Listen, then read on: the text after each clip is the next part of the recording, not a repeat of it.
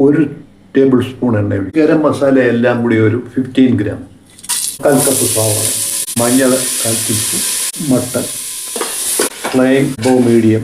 മട്ടൻ്റെ കൊഴുപ്പുമൊക്കെ കുറയാനും വേണ്ടി വെള്ളം കുറച്ചൊഴിക്കാൻ ലോക്ക് 1 കപ്പ്. ഗ്രേവിയും കിട്ടും.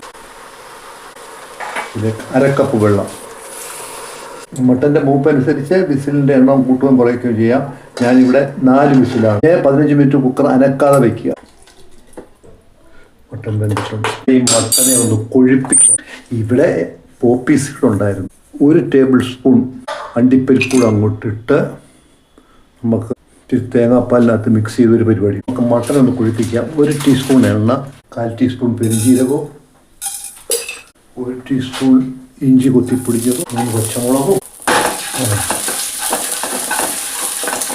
1/2 ടീസ്പൂൺ കുരുമുളക് പൊടിയും.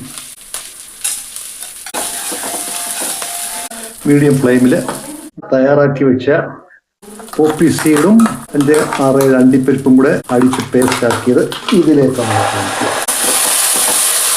ആക്കിയത്. അതങ്ങോട്ടൊഴിച്ച് നമ്മളൊന്ന്